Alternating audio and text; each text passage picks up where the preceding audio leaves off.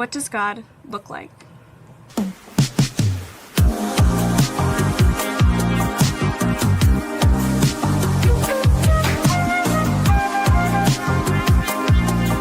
What do you see?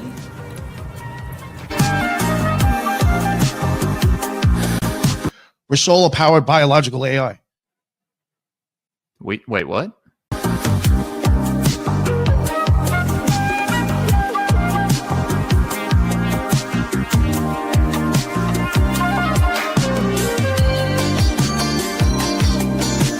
These ancient adversarial entities, I think it's the very same ones that rebelled against God and were cast out. They were sent here to guide us in antiquity, and they took advantage of that and just masqueraded as gods.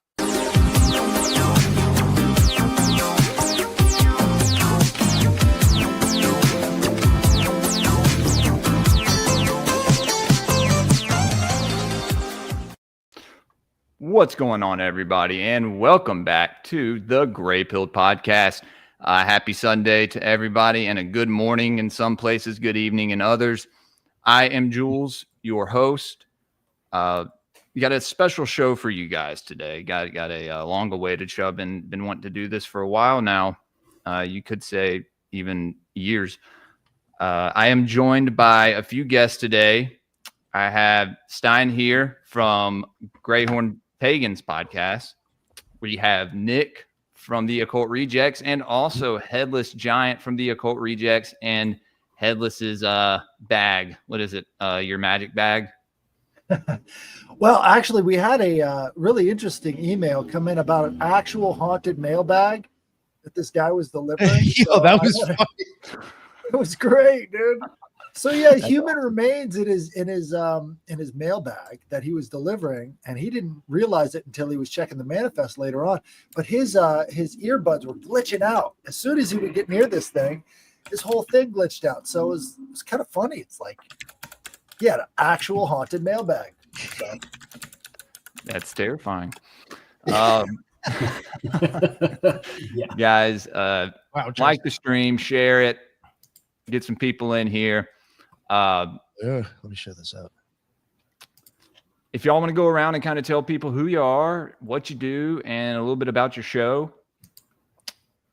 please, by all means. I'll go first. I was going to have the trilogues this morning, but we've rescheduled to after 5 p.m. CST, and we're going to get Ricardo in there, I promise. So just tune in after 5. We'll be there. But also you can find my mailbag show on Tuesdays on YouTube. Look for the Headless Giant podcast, and all Thursdays, right? Thursdays. And you can get my artwork if you email me, and go to Nick's events, and you'll find my artwork there as well. So check that out, and definitely get on it. Follow me on X at Headless Giant Podcast, or Headless Giant. So yeah. Yeah, besides the art, he also sent me in some pictures of himself wearing a thong autographed. Good thing he was muted. He was probably like, fuck you. No. You'll see those pictures if you go to the event. So if you want to see me in a thong, you got to show up. And also, false advertising is fully allowed in free market. You got to pay to play. Yeah. Rat, I know. Rat, we invited Rat to come join us. He had to work. I'm guessing the same as for Subliminal. It's okay. Get these guys in here soon. Nick, Stein, you guys want to? It's up to you. Yeah, Stein, it's your first time on Greypilled, man. So yeah, it is. Go on. It I is. know about everything. Well, yeah, Stein Fox. I'm the host of the Greyhorn Pagans podcast. We do everything: paganism, witchcraft, mysticism, a little bit of occult, alternative healing, alternative whatever it is, just everything that is not earthly or very earthly. Yeah, shows go live every Saturday, and audio goes live every Tuesday. I do live rune readings and tarot readings with Zerulath Eternal every Saturday. That is live at 6 p.m. my time, so that's midday EST. I have my own community, my own tribe of the Greyhorn Pagans, open to all spiritual seekers of any path, of any experience, whether you are, new on the path and looking for answers, or if you've been walking the path for 20, 30 years and you want to share the answers that you found, you're more than welcome. And everything is on the website, greyhornpagans.com. Right on, man. Nick, everyone knows you, but go ahead and Nick from the Occult Rejects. It's on BitChute, Rumble, YouTube, and all major podcast hosts. We also have occultresearchinstitute.org. And just real quick, like Headless was mentioning, October 4th in Franklin, North Carolina at the factory, the Fun Factory. The Occult Rejects will be there for a Bigfoot Comic-Con. And then in the 18th of October, we'll be at Fort Myers in Florida, Charlie's Beyond Belief. And we will have a booth there. And Brooke from Dark Florida and the Occult Rejects will be a speaker there as well. So come check it out. We'll have T-shirts, stickers, and Headless's artwork. So, there you go. Thank you. all right. And yeah, guys, you see Nick here every Saturday morning for the esoteric book review. That's just fun. We have a great time. Yesterday was a banger. And then the conversation afterwards, the hour-long convo we had afterwards, man, it's just if only people could see all this. Hear that too. But yeah. But and then he does me the justice of inviting me on the Occult Rejects for every show, in which I thank you, sir. But yeah, no. So we are here today speaking on a subject, something that I've kind of questioned is maybe one of the oldest archetypes or entities to ever be written about, spoken of. What are you guys' interpretation of the Green Man? Because I have a lot of different kind of things to throw out there, but I want to hear what you guys have to say. Maybe I'll go first because it's probably the shorter. I'm the least educated on the topic. For me, from how I look at it, I think it has to do with something like possibly somebody who has come back from having a magical experience, or has that attainment. I don't know how to explain it. Maybe the whole resurrection back after the death, something like that. And plus, I just think it's deeply occulted. Just real quick too, the whole reason why I'm even interested in it is because to go back to Crowley, Thelemic stuff, but that's kind of who Crowley would look at as Pan, like you mentioned, as Pan, and he would look at Pan as being Kether and Earth, which is another reason why I do wonder if it has to do with coming back, because if you hit Kether, you've already crossed the abyss, and then when you're coming back, I don't know, something like that. And I do find it interesting that we got Panavision, Pan with sight. I find that interesting as well. Thank you for bringing me up. Yeah, man. Yeah. Headless, what about you? Well, this is going to be kind of complicated, but I think it goes to the heart. It goes to the heart of what we call a god, right? So we don't have a real good definition when it comes to how we see these things or how they relate to us. But I think the Green Man is the first attempt to sort of integrate, our perceptions of these divine experiences with how we see them, in nature, right? So if you take the Green Man as the idea of a spirit, right? So it has this sort of nature spirit kind of connotation, and it's coming out of the woods, right? You get the full interpretation of kind of what they were going for with Pan is this is the wilderness spirit. This is the intelligence beyond our understanding coming in and sort of making itself known to us. And so I think it's, one of the oldest again, and it symbolizes that wilderness sort of speaking to you directly as this divine form, something bigger than yourself. So I think it's very important to understand, but I think very few people really do, because it's kind of esoteric. But when you've had those experiences and you can see it, it's right there, you know? Yeah. Stein, what about you? Well, I think it's at the very least an ancient primordial being, and maybe even if we're talking, divine masculine, divine feminine, if Gaia is the divine feminine, divine earthly feminine, then perhaps the Green Man is the divine earthly masculine, or maybe he's one of the very first children of Gaia, because he has this physical form, if you will. Yeah, form. You usually see them made of vegetation and foliage. Also, I had brought this up right before we started. Horns sometimes, and some people refer to him as Pan or Cernunnos. But you see him in every culture almost. It's almost if he has to be there, right? Like he is this representation of nature, right?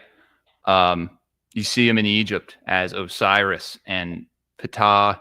You see him as Bacchus, I believe, and Dionysus, Cernunnos, like I had said. And so, yeah, that's actually pretty interesting, Stein, to what you said, him being one of the first children of Gaia.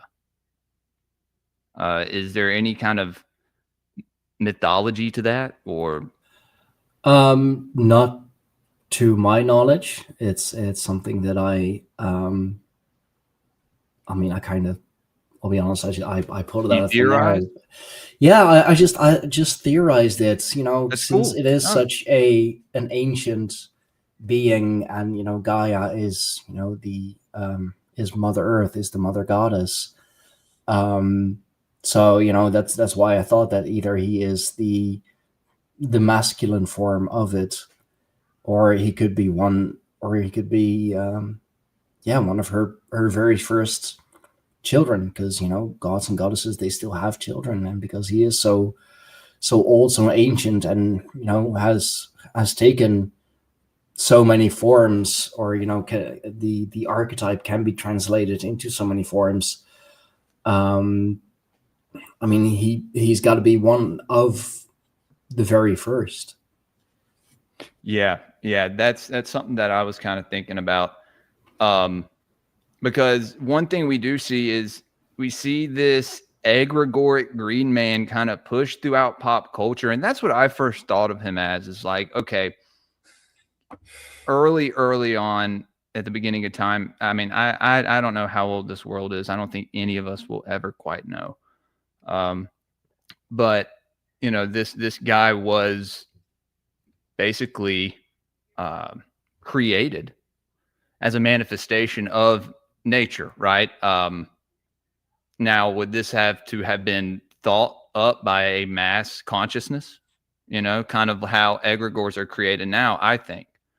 And then later on, who knows, could manifest physically, because you also have some people that would say that this green man is a cryptid, right?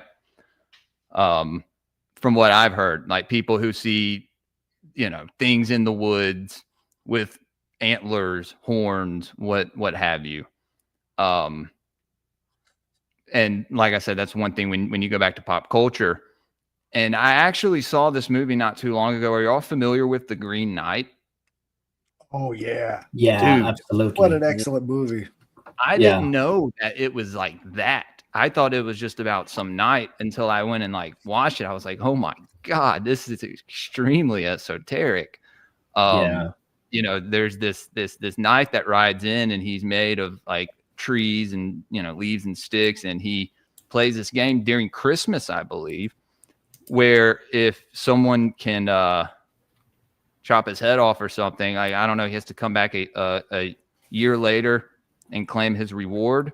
No, I believe the story, as told in the movie at least, is it's kind of it's a trial. It's the hero story, right? Of course, and it is every cut that you deal to the Green Knight, the I believe the next year you get that in return.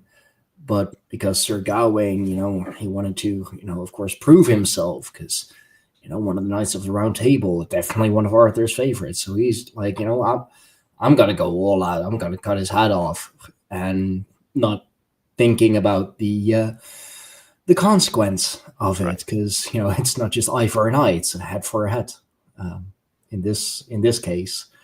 But, it's a problem for next year. Yeah, then next year rolls around and he has to go on this incredible esoteric journey, and I still get confused by the ending. Like, I still don't know whether it actually happened, or if it's all if it's a dream, if it's something like that, because like you have the ending, but then like you have, what is it, like an alternative ending, but then it goes back to the ending. That it's confusing, and I still don't know what the actual ending is. But I mean, one thing I know is that Sir Gawain, he should have thought twice. Definitely. No. And it's the classic idea of the hubris in the hero's journey, right? Yeah. So his first thought was, I'm going to show everybody in court how much of a badass I am. And so he chops this guy's head off clean, one shot. And then he picks his head back up and says, see you in a year, and then walks out. Yeah. At that point, he knew that he had stepped into a world beyond all understanding, right? So the whole idea there was that somehow he stepped into a completely other world.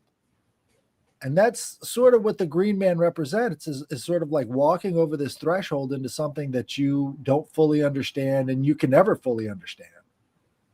And in terms of the definition of God, I think it would be, to apply to all forms of gods, right? It would be a personification of a sphere of influence, or a circle of influence.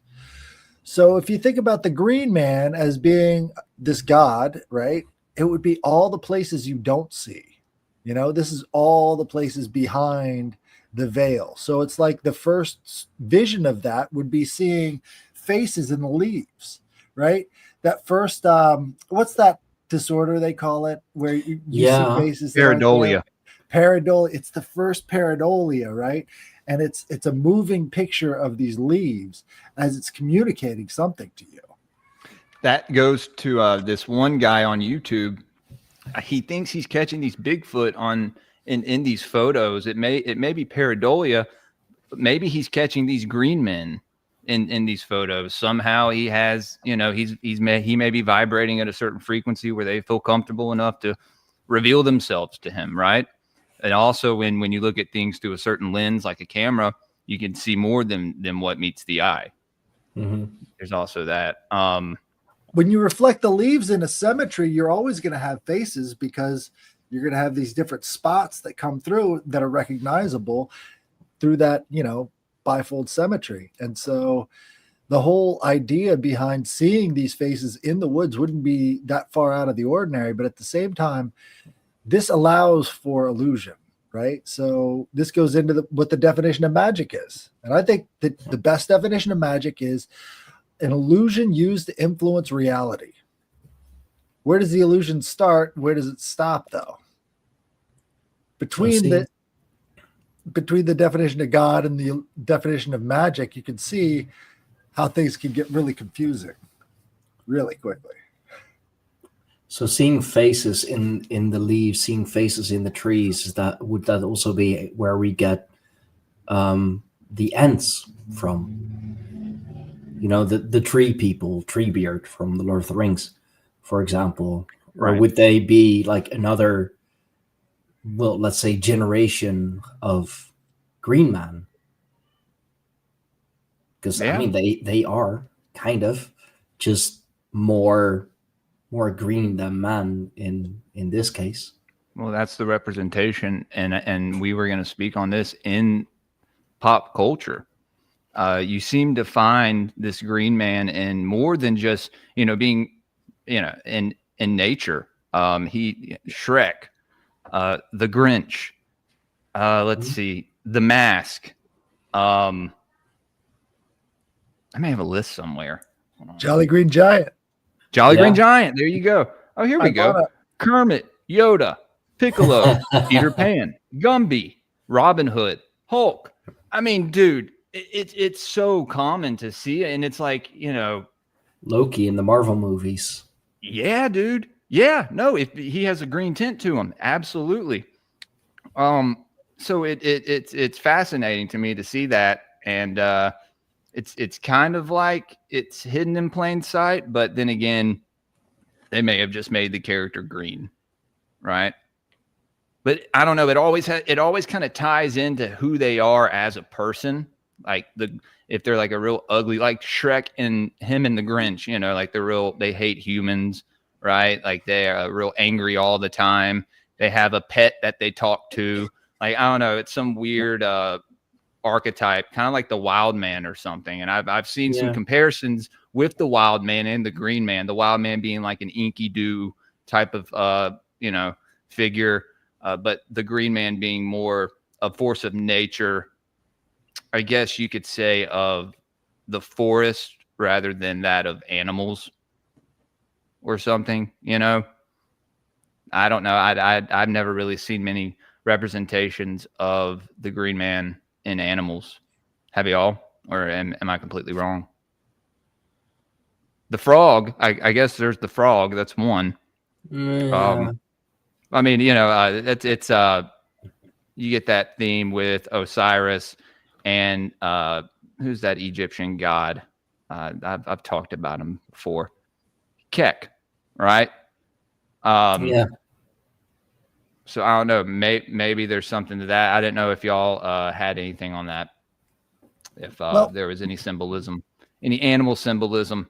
Maybe I'll be able to find something next week. We're actually starting a book on next Saturday's show on occult symbolism of animals. It's been a while. But, in terms of Hellenism, I think the Green Man would fall into the category of rustic gods, and they made the distinction between the rustic gods and the more urban gods.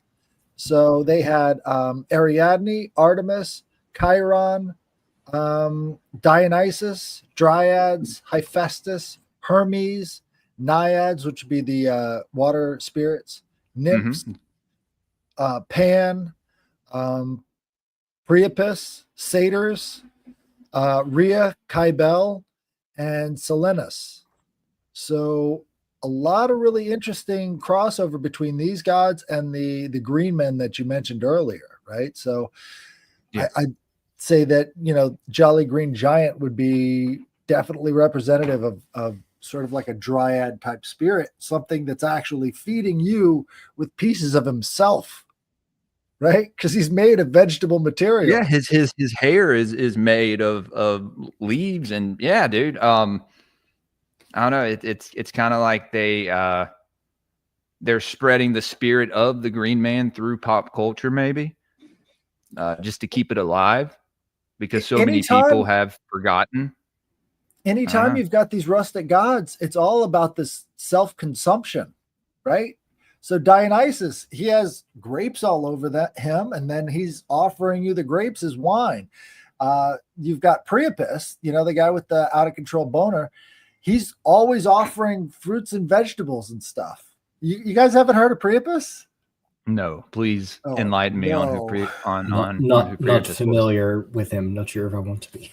This was the Greeks' dawn god. He had a massive. Okay, so as you know, the Greeks had this weird hang up with, like, if you've got a big penis, that means you're an idiot, right? And so all of their heroes and gods had really jealous. Right. And so Priapus is a big stupid idiot. So he's got a huge schlong. And so this guy would measure fruits and vegetables on his massive wiener. That's where that started. Yeah. Jesus. Don't they do that as art now? Isn't that art? That's all from Priapus, right? And so he is a Thanks, Rufus. rustic god, and he cannot control his libido, right? The unfortunate part is he's been cursed that whenever he's about to get it on, it goes flaccid. But any other time, it's rock hard. So he's That's cursed to awful. wander the earth. Yeah. He's a very interesting character when it comes to this stuff, but definitely a Green Man type character who is this Priapus, forlorn kind of god wandering around. And you find a bunch of the intact artwork about Priapus from Herculaneum and Pompeii. Xerox. So- That's why statues had Yeah. tiny dong, sign of intelligence. Yep. You get right? And one is directly inverse relationship to the other. So they think a tiny wiener means a big brain, and a big wiener means a small brain up here. Because I guess that's the way the Greeks were thinking. Interesting. Yeah, sure. Why not? But not only do we see this in pop culture, this is on and I'll pull some stuff up on Google just to show that it's everywhere. I mean, you can go to your local Pier 1 and buy fucking something for your back porch with some Green Man on it. You know what I mean? Nick, we want to go ahead and pull up this video? Sure, yeah. I'm laughing at And Nick, now tell us where this was. this was at let me lower the volume on my end. I'll pause This it. was at I forgot to refer to it. This was over by the Beinecke area, where Beinecke Library is, over by Yale University. By Yale. Yep. Interesting. You can hear kids skateboarding over there. It's awesome. Let the kids skate.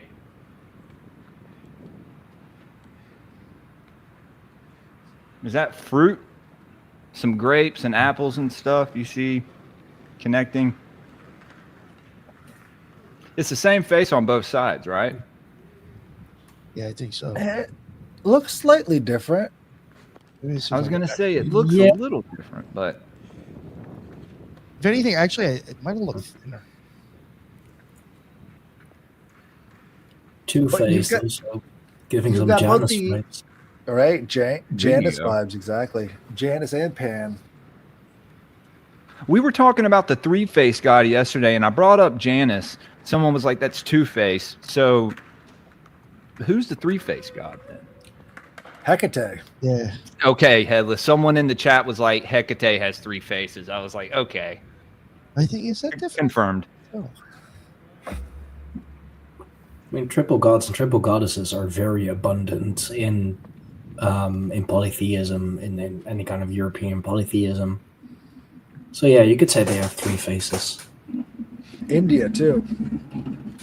Yeah, He's got a ton of deities with multiple faces and multiple heads.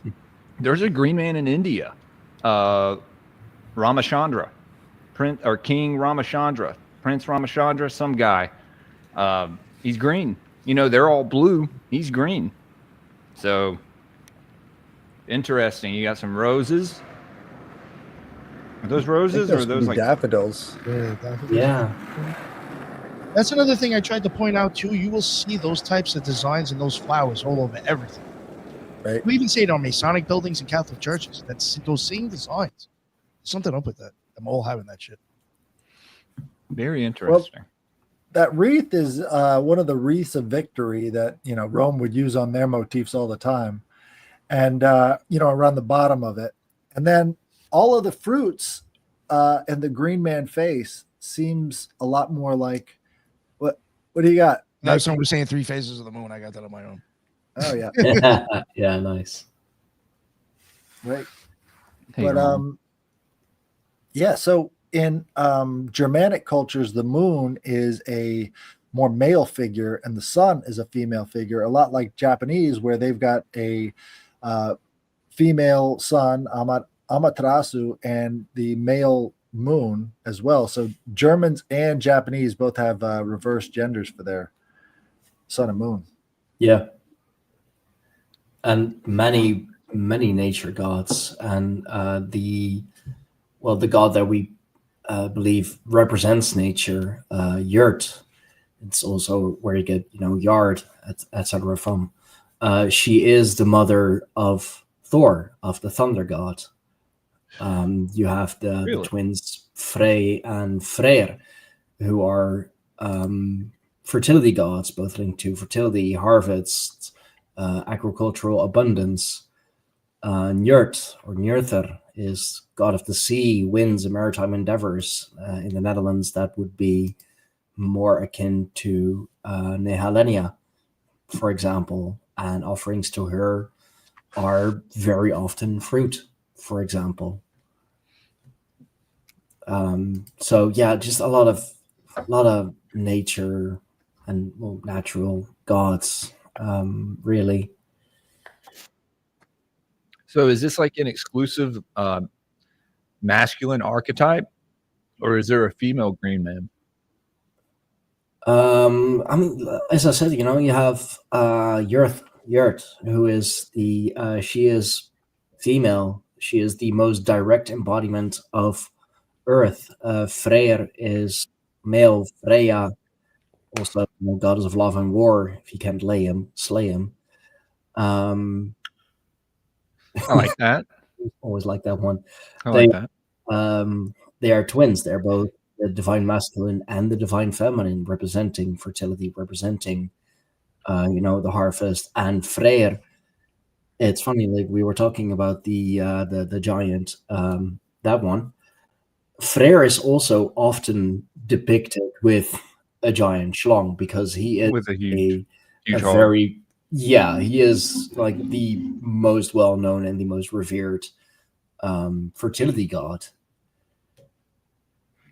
Nice. I mean, yeah, no, and that's one thing you see a lot is in this esoteric symbolism is a lot of phallic symbols, right? I mean, and an obelisk for one.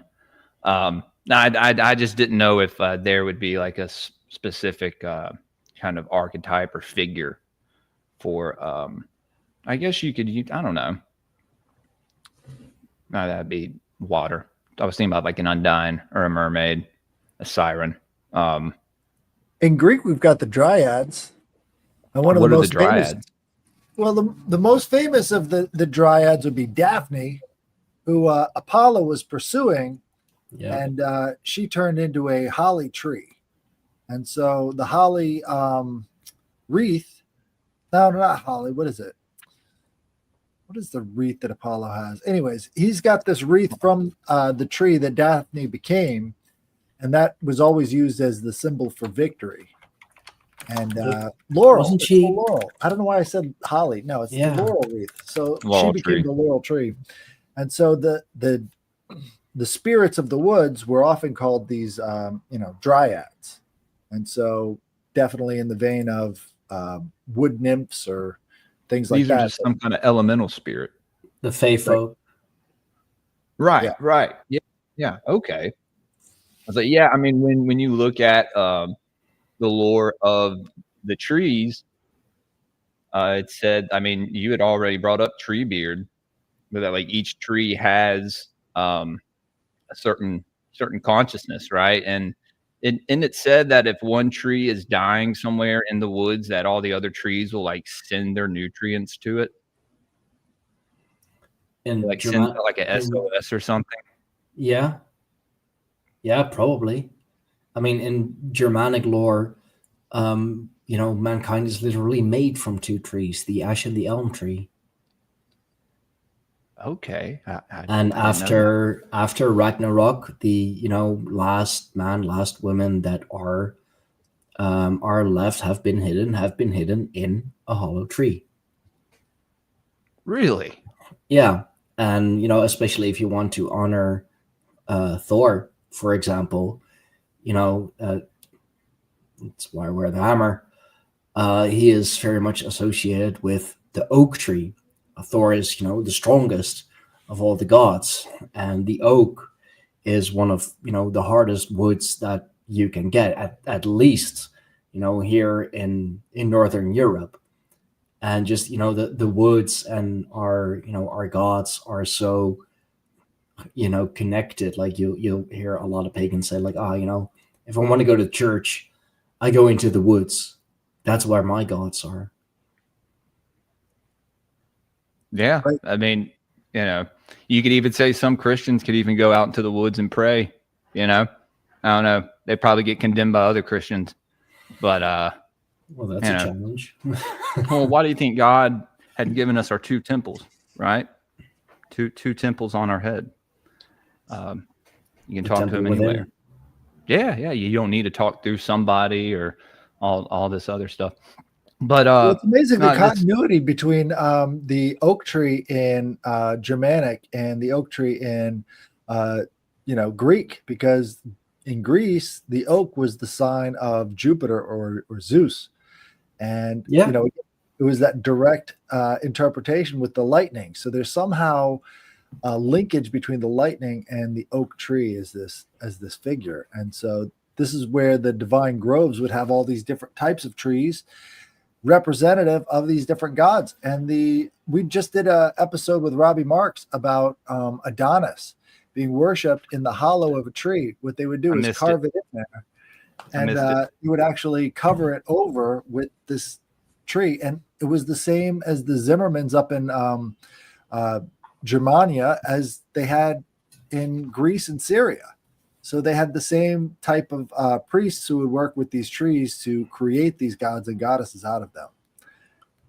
And in a lot of the most ancient churches, here in in the Netherlands and Germany, Scandinavia, they are often kind of representations of the woods. Like you still have that leafy pattern on the ceiling. The big pillars of where the church is built on, representative of the trees. It's just for their god and not our gods, because otherwise they weren't able to convert people.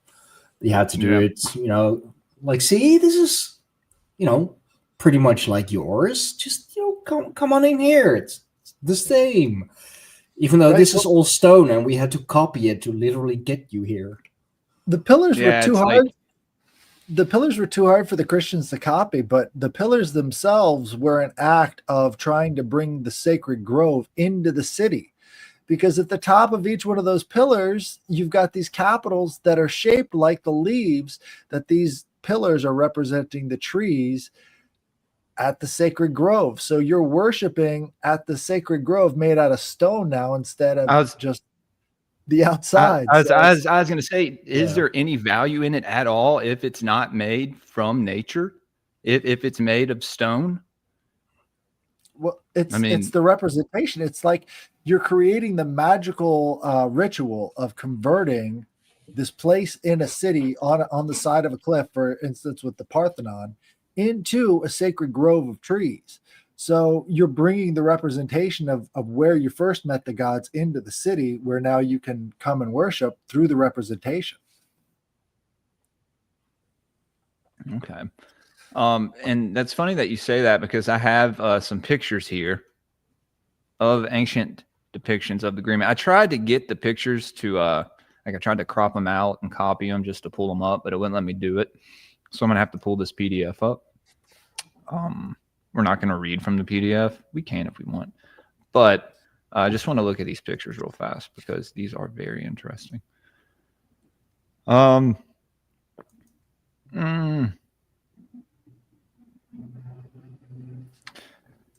Yep.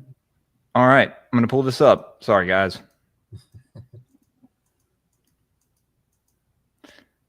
It's not on there. All right. Well, 1013 down in the comments just said ontology meets animism, and a really good example of that would be Parmenides and his poem On Nature, where he literally invents the philosophy of ontology, and it's all about the source, or this one's connection to all the other gods and how things manifest.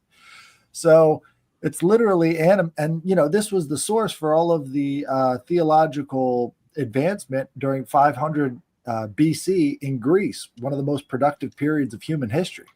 So Parmenides kind of invents science when he's on this sort of astral trip where he's going to meet this goddess of the underworld. And in doing so, he also, gives birth to this really interesting tradition of religion that's based around the emanation from the source. So it's a interesting read if you guys get the chance. Parmenides on Nature. There's only a few fragments of it left, but you can really start to see it as a seed document that sort of flowers into all of the rest of the stuff you see in Greece at that time. Yeah, now this is just a common. You'll see this on buildings, and churches even. Now it's like he has vines coming out of his mouth. In some depictions, it's like he's sticking his tongue out.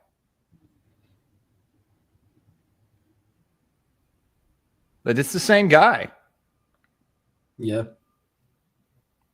It's the same guy, dude. Same god, same archetype, same man. Yeah. Yeah, like I said, I'm pretty sure my mom has a couple of these. Two I know I'm faces? going to put in my garden now. These faces of the green man maybe will make the garden grow faster. I don't know. Well, speaking But of yeah, gardening, guys, this is here. Nick, did you have something else that you were going to pull up? Oh, yeah. Let me see if I have that one. I'm not sure what this was. He doesn't look like as green as the other guy is. So I'm going to pull this up while you find that. Then I got some other depictions of him. All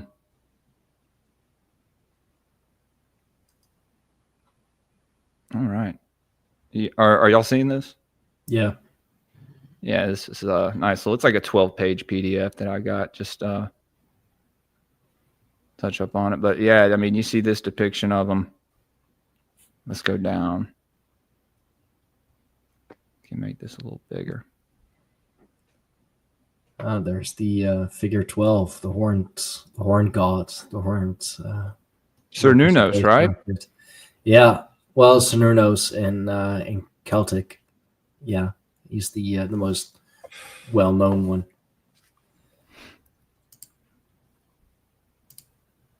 Heard. All right. Here we go down here.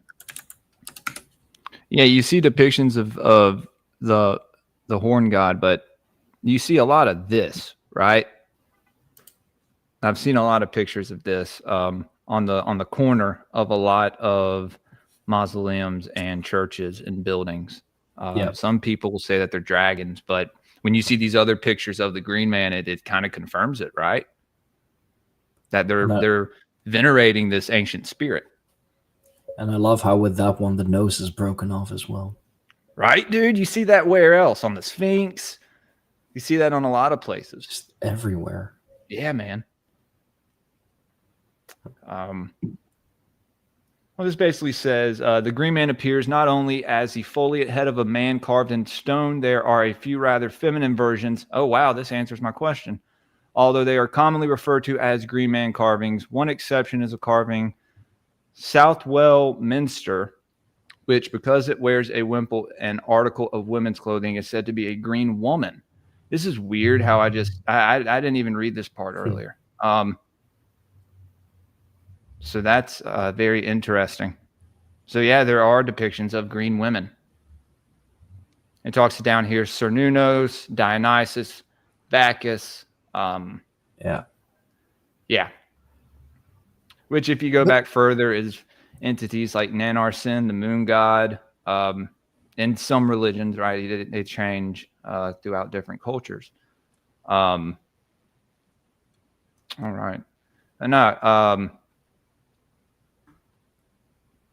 I thought about doing that as a presentation, but I don't know. That's just taking someone else's PDF and reading it. That'd be more like a book review. We do that on Patreon, guys. So let's see. Am I hearing are y'all hearing interference, or is that just me? I hear a little bit. You hear a little bit? Yeah. I Not don't me. know. I don't know. It's probably my phone. I'm in a garage, and so if I plug my phone up in here, sometimes it picks up on my interface. If you guys wanted to see Priapus, I have some pictures pulled dude. up. Yeah. Here. Nick has some stuff pulled up too. Sorry, I don't know. Oh, It's kind of spooky when it does wow. stuff. Is that his hog? Oh Yep. God. That's it. So you can see he's got all the agricultural products right here, and he's sort of measuring it against his dog. And the Phrygian cap. Yep, Phrygian cap. So you could say he comes from that Thracian region. What the What fuck? the hell? Wowzers. sorry. Okay. That's wild, man. Yeah. Oh, So this was a common ornament that they would have in their gardens is the Priapus statue. Because the Priapus statue That It's like a works. fertility statue, right? right. And so he's sort of a god of fertility. And also, in a lot of cases, this stone phallus would actually come off. And so they could use it to beat intruders with, using the phallus of Priapus as sort of like a self-defense weapon.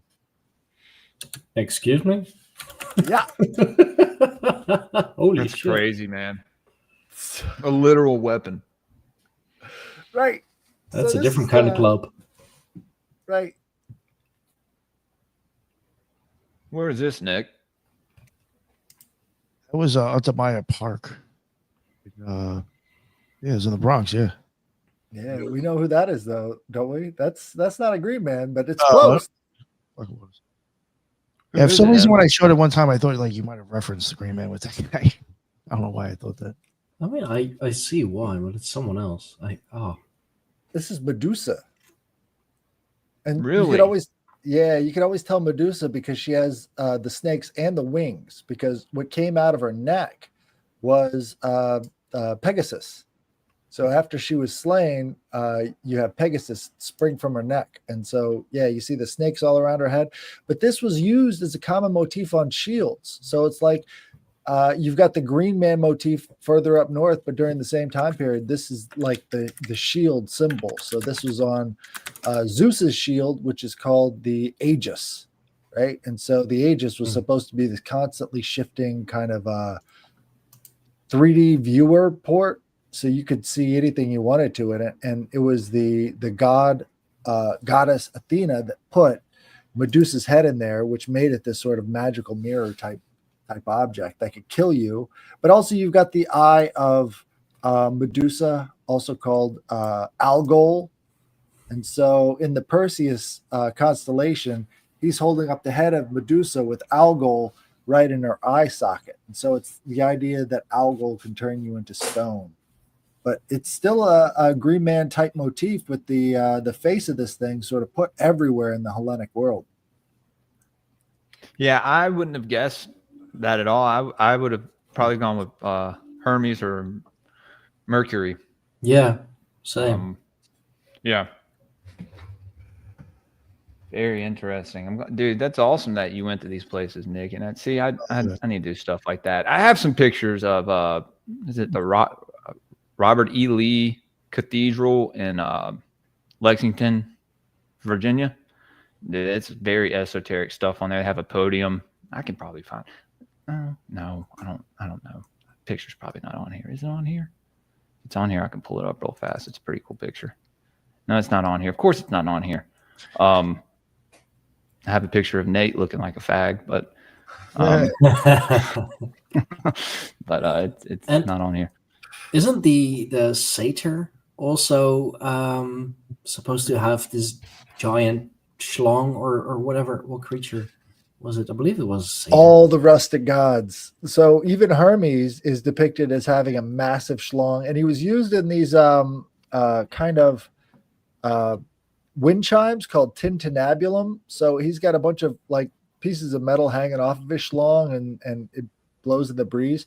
But the idea is that these rustic gods really don't have a higher brain function. They're more of just like totally in tune with nature, totally in tune with animals and all the rest of that stuff, which is why they have a lot of this fertility energy, right? Oh, yeah. If you're thinking too much, right, you're not thinking about your ween, right? But if you're not thinking at all, you're just out there trying to fuck everything. And that's kind of the dichotomy that they were going for. Yeah, that's me in my 20s. Yeah, dude. Walking around with something that big in your pants. And they didn't even have pants like us. They had robes, right? So it was just like probably hanging just like on the floor. Sorry, guys. We didn't mean to bring y'all here to talk about dongs for half an hour. Well, I think it's a part of this because the fertility energy is what they're trying to depict with all these leaves and everything else, and they the Greeks were just literalists. They're like fertility energy. So we see fertility, we see all these leaves, we see big old schlongs and everything else as sort of a way of bringing life back from the underworld. So the bigger the schlong, the more fertility energy, right? I wonder if Osiris had a huge hog because he was the same type of god, right? This green guy. Yeah, Isis. And when you look into Ptah, and he had what was known as the Jed pillar. Now this is spelled Djed because they were Jedis, right? And then you get into the green man archetype of Yoda, right? Being this this archetype on Star Wars.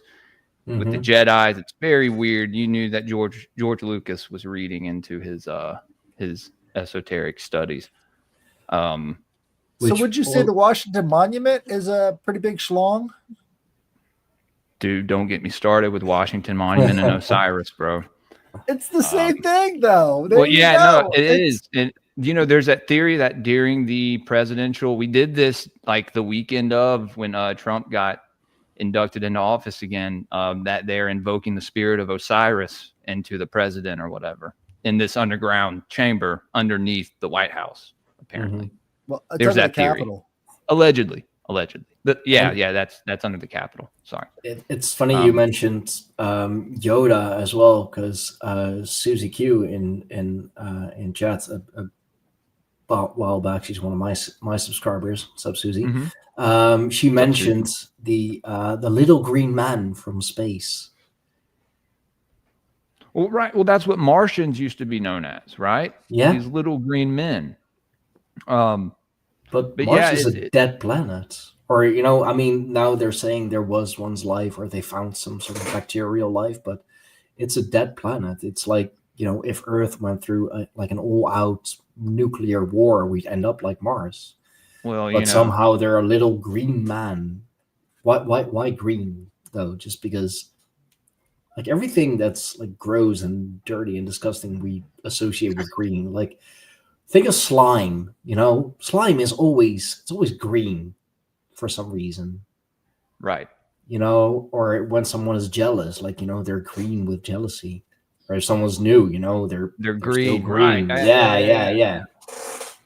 That's interesting. Yeah, man. No, maybe there's a deeper meaning to it.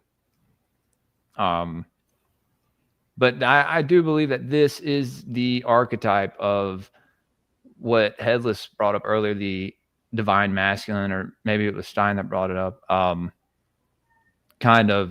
Maybe even the first one, right? Yeah. Like the first thing that symbolized that. I got to go watch The Green Knight again, to be honest with you.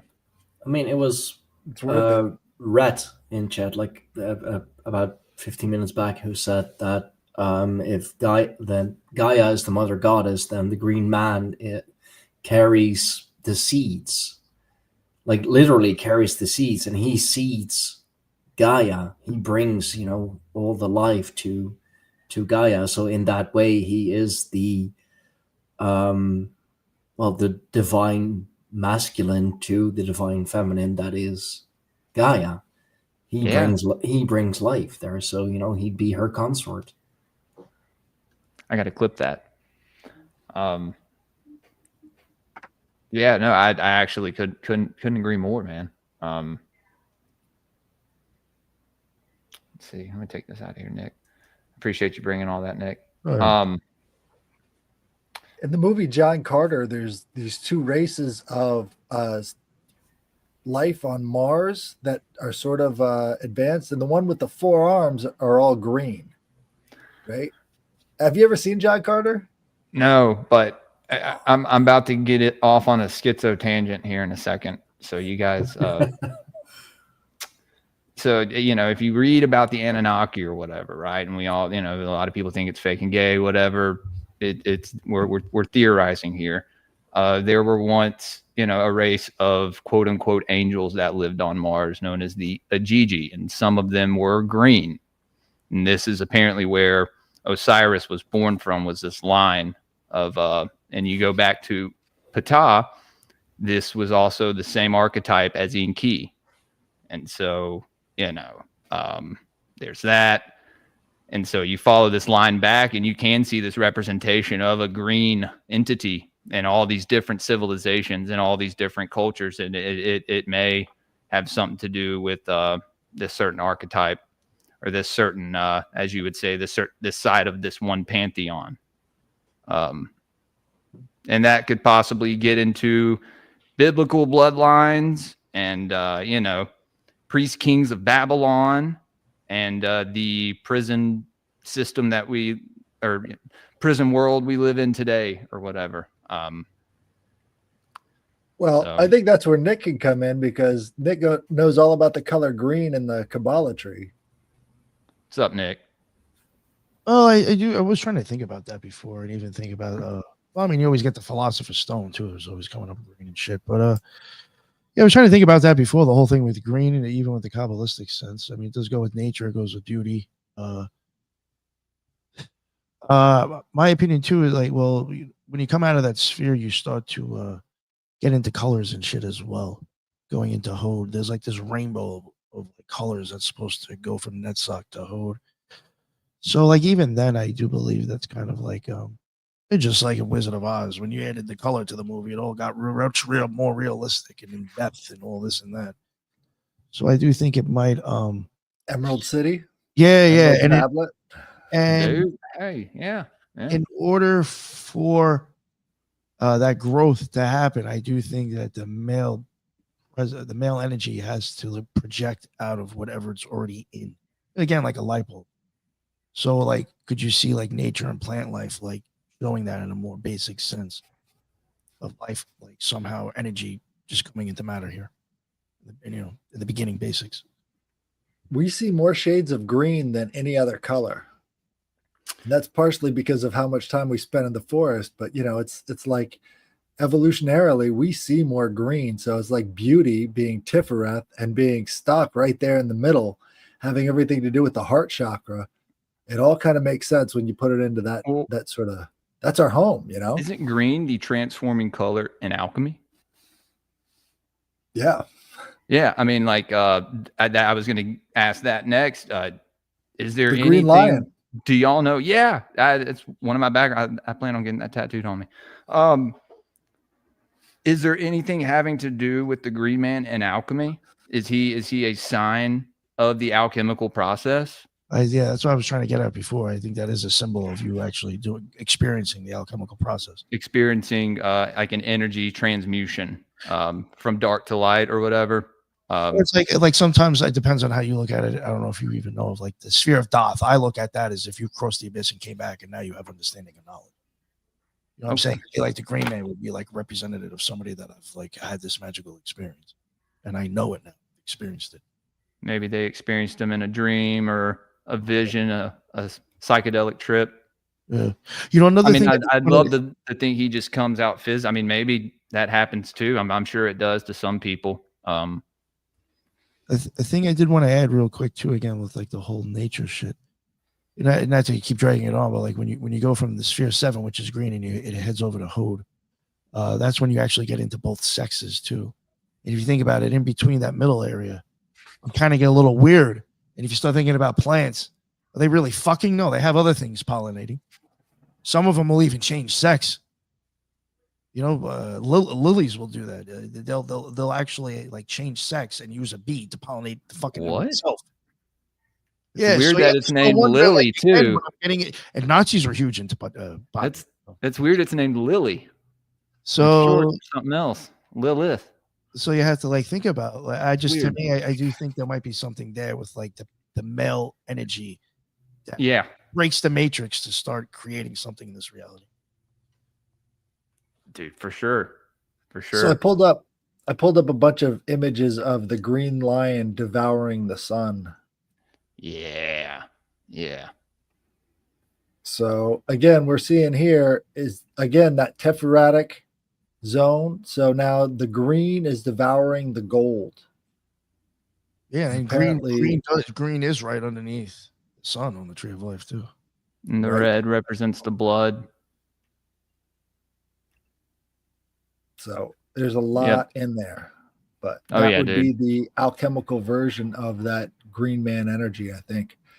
So there's, again, you got to think of this as like a hungry universe. So it's never going to be 100%, but you're going to see these associations start to move and meld into one another. So you've got the aspects of the villain and, the green aspect of, let's say, the Hulk or Loki, right? This is sort of changing the entire course for the hero, right? Because he represents this sort of, unmoved barrier. Like you can't beat life. Life finds a way. And this, I'm sorry, Stein, were you going to say something? No, I was just thinking, like in a lot of popular culture, popular art, Loki is depicted as green or having this green hue about him. In our stories, he, not directly, of course, but caused the death of Balder, who was, the most The beautiful youngest of son of all the Loki. gods. I mean, the youngest son of Odin, right? Yeah, I believe so. And, Balder is, the most beautiful. His name literally means the radiant one. So he is the sun, but he got tricked, or Loki tricked his blind brother, Hother, to throw a dart of mistletoe at him, the one thing that that could wound and kill Balder. But because the story is because Balder, like even at birth, was so radiant and so incredibly beautiful, his mother went throughout the realm and asked every being, every plant, to like make a promise to never hurt Balder. But she was like, the mistletoe is so innocent, it really doesn't do anything. I'm just gonna assume that it won't hurt.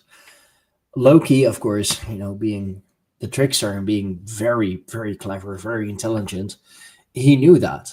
And for the gods, it's just a fun game. Like, oh, you can't hurt Balder. Nothing can hurt Balder. Let's just chuck stuff at him and watch it bounce off. I mean, I do imagine that being a pretty fun game. Well, you've got the white flower too on the end of the sprig of mistletoe. Mhm. So it's the white of innocence, sort of. How could that possibly hurt anybody? Yeah, exactly. But because his twin brother Hother was blind, so Loki, of course, gave him a dart and kind of, aimed him towards Balder and was like, "Hey, you should throw this. Like, this is funny." Like, "Oh, it's not gonna do anything. Trust me." It did. That's how Balder was killed. That's how he journeyed to the underworld. That's where you get in Hellenic. It's the story of Persephone, just a little different. It's the story. It's the same story of. It's the sun Tammuz. going down into the underworld and rising up again. Yeah, it's the same story in Mesopotamia, that of Tammuz, or what's his name, Dumuzi, I think. Christ, even that's his story as well. Yeah. That's fascinating, man. Yeah, and then doesn't Odin try to go down there and try to get him? No, he sent someone on Sleipnir, the eight-legged horse. I'd have to. I'm sorry about that. Yeah, no, I'm just very interested since you no, brought it up. that's fine.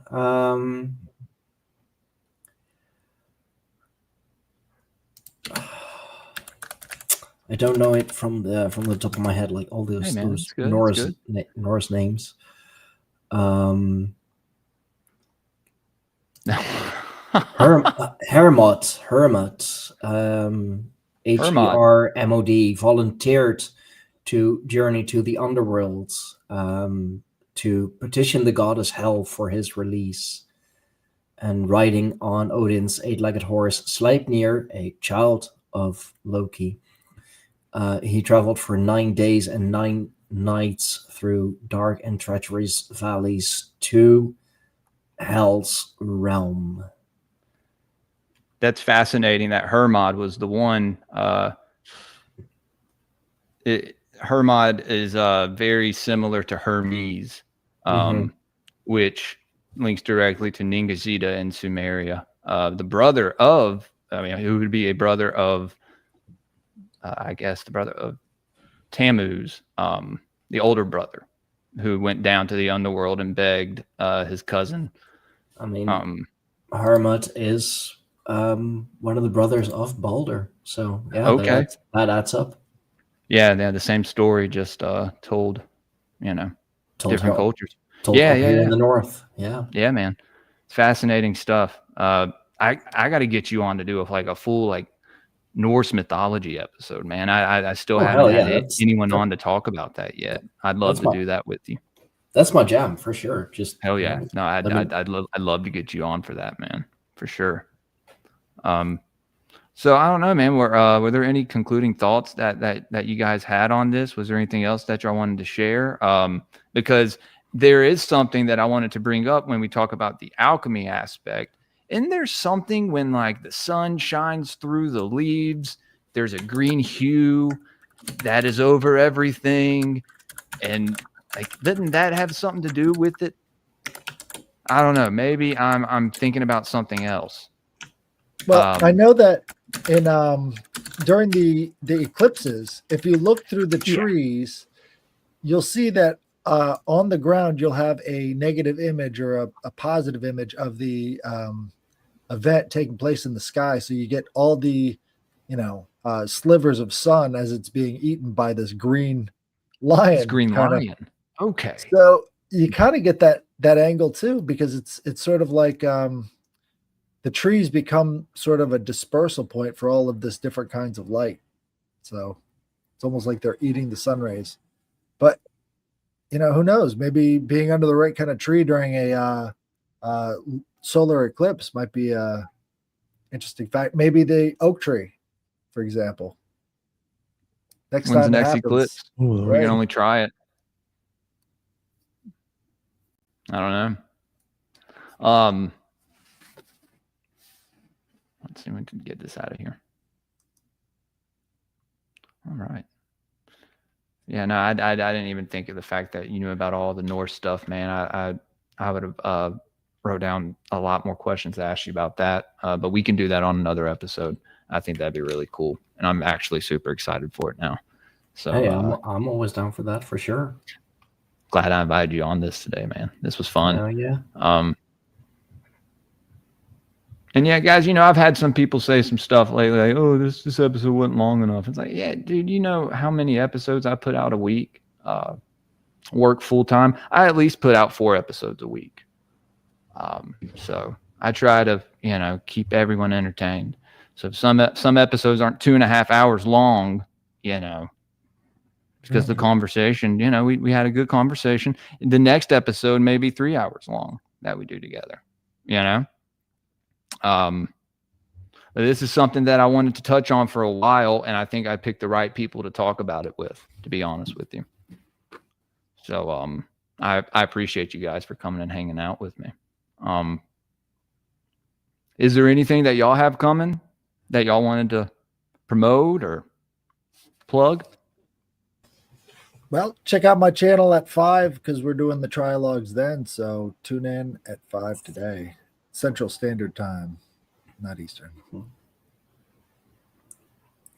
Yeah, and follow him on Twitter at Headless_Giant. It's Headless_Giant. You're just telling people Headless Giant, they're not going to find you. Really? I'm pretty sure it's Headless_Giant. If I'm wrong, then fuck me. I should shut my mouth. And I interrupted Stein as well, so I'm sorry about that. No, that's all right, man. It's all right. No, for me, it's just the Greyhorn Pagans podcast on all the the greater podcasting platforms. And find me on YouTube, youtube.com @SteinFox. That's where the podcast videos are posted. It's where I post clips and snippets of the podcasts that I've done. And I've been doing more standalone videos as well, just 15, 20 minutes videos on topics that I find interesting or that my audience want me to talk about. And of course, every Saturday, the rune reading, tarot reading live stream with Zaralath Eternal. And that's live on your channel on Saturdays? Because I'm Yes, very sir. interested in tuning into one of those, man. I mean, interested in how do you read runes, you know? I mean, Zaralath will, he is happy to tell you all about that. So, yeah, every Saturday, 6 p.m. my time, at 6 p.m. Amsterdam time, midday Eastern time. I was going to say that's okay. So subtract 7 hours, guys, and then you got Central Time. Yeah. Yeah, I believe so. That's how we did it. Because I was like, you're 7 hours ahead of me because right. I was at work in the middle of the day and you were getting off of work, I think, or you were like, I think about to go to bed. And I was like, oh man, he is that far ahead of me. Stein, thanks for coming on, brother. You're very welcome. Nick. Oh yeah. So yeah, the Occult Rejects, BitChute, Rumble, YouTube, all major podcast hosts. That's about it. That's all I got. Thank you very much for having me on here. Again, like I said, I was probably the least educated on this topic. Fox, dude, is hot. Stein, you got some admirers. I'm pretty sure you're taken though, right? Yes, happily married. That's awesome, man. Sorry. Sorry, I have to say the same thing, man. Been married. We just celebrated our 12-year anniversary. Nice. So, yeah, man. Yeah. She just started her own podcast. Guys, go to Babylon podcast. She just dropped episode 2. And I'm pretty sure I interrupted Nick. So there I go again with my antics. Oh, I think I was done anyway. Were you? Yeah, I think so. Okay. Yeah. Well, short and sweet. All the same. Guys, thank you all for coming and hanging out with us on this Sunday afternoon. Go check out, well, I guess you can find me on Twitter at greypilledpod, Instagram greypilled_podcast, over on Rumble, YouTube, Spotify, Apple Podcasts. Go over to Patreon, patreon.com/greypilledpodcast. We have our esoteric book reviews over there. We are doing Twin Peaks tonight, Twin Peaks Watch Party. I will be streaming it live to Rumble and Twitter, and then we'll be taking it down immediately afterwards. So we're streaming him live because I think the season is almost up.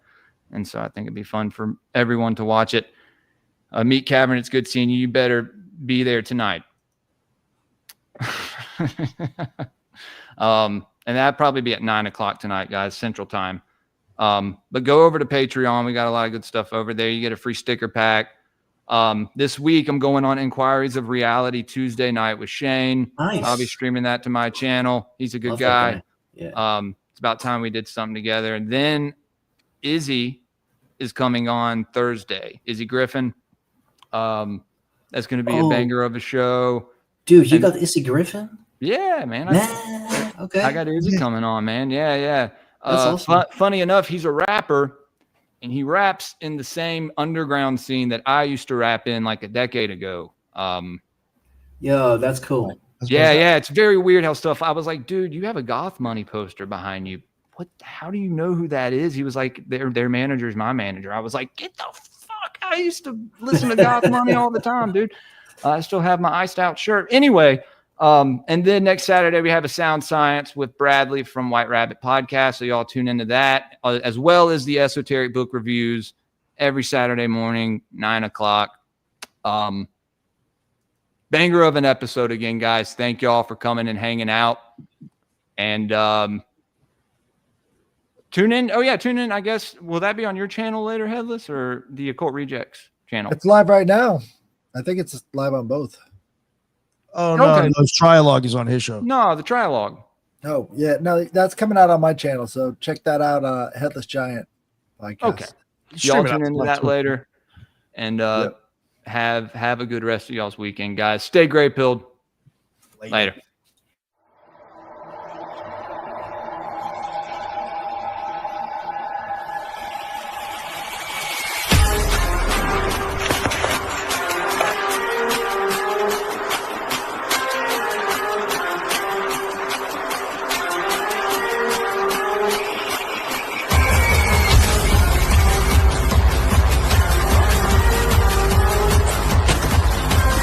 They kill me, boy.